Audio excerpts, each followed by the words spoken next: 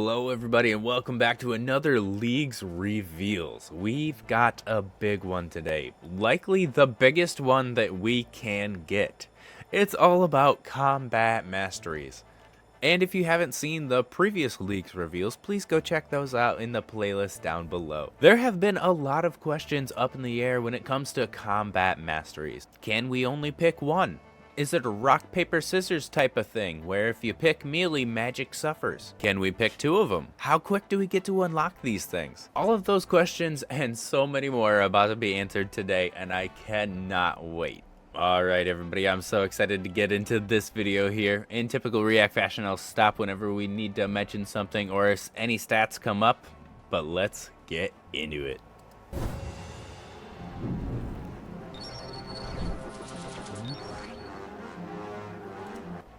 Earn combat mastery points by completing the assigned tasks. Moss Giants, Jad, and Thermi? That seems like some of our tasks are actually going to be area specific.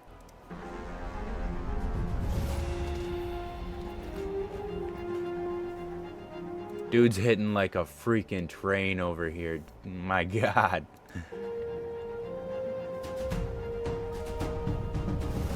Each ability requires the previous tier of that style to be unlocked.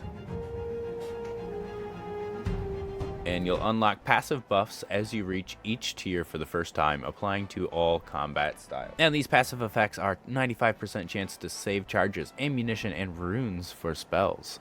Healing from all sources is increased by 20%. Accuracy with all styles is increased by 100%. Damage taken is reduced by 15%. Prayer point gained from all sources is increased by 25%, and attacks with all styles now have 60% prayer penetration. The wilderness has just gotten so much more dangerous.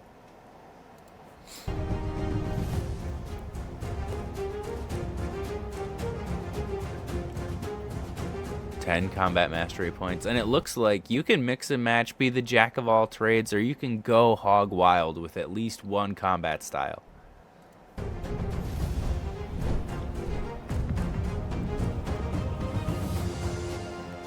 Earn your power and take full control over your combat experience. Yeah, we're gonna be a jack of all trades this whole series. And now that we've seen the teaser, let's get into all the dirty details. So I don't think it can be understated that this is an entire wall of text and there's a bunch to talk about. So we got the combat masteries. Spend combat mastery points to unlock powerful, style-focused abilities. Earn combat mastery points by completing the assigned tasks.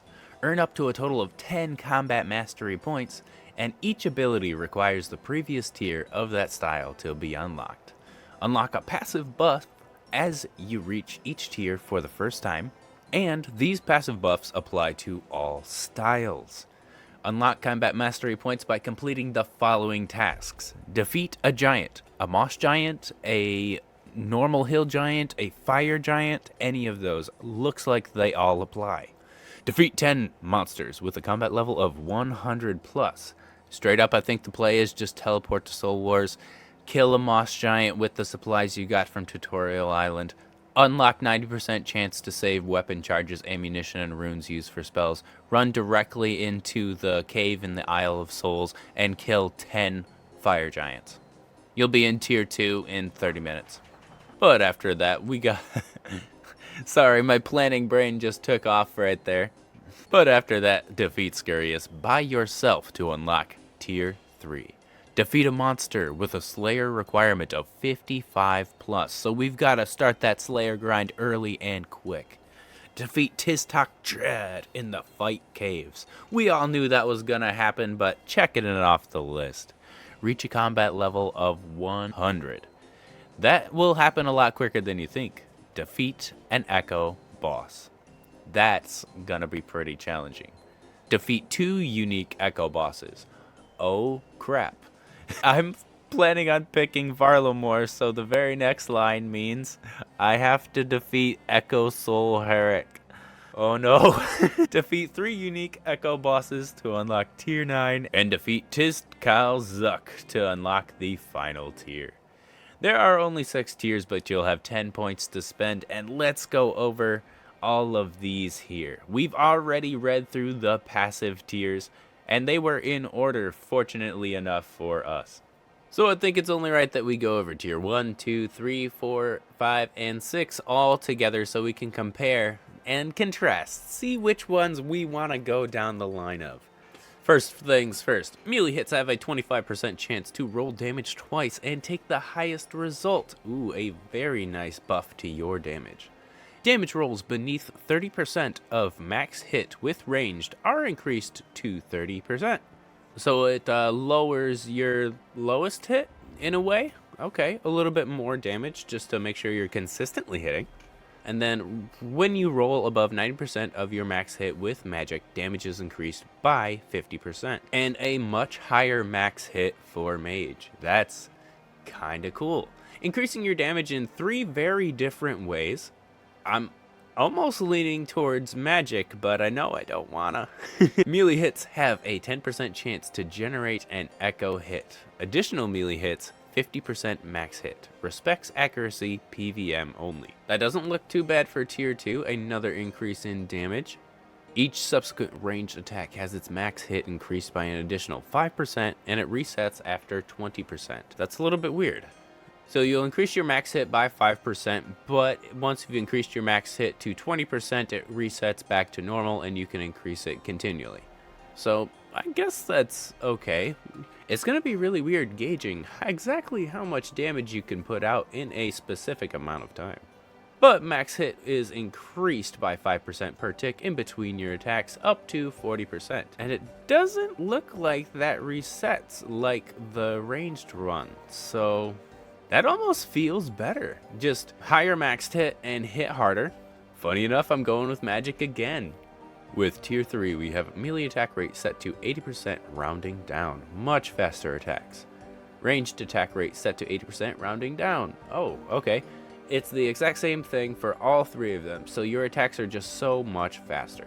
Melee hits have a 5% chance to heal 40% of damage dealt. Every 5th range hit heals 5 hit points. And when you roll above 90% of your max hit with magic, heal 10% of damage dealt.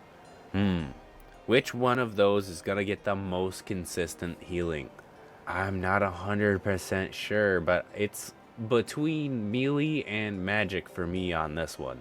Tier 5, melee attack rate set to 50% rounded down above 5 tier, rounded up below 4 tier. A much faster attack again, the direct upgrade to tier 3. Ranged attack rate set to 50%. It is the exact same as tier 3. We are much faster once we finally get to tier 5.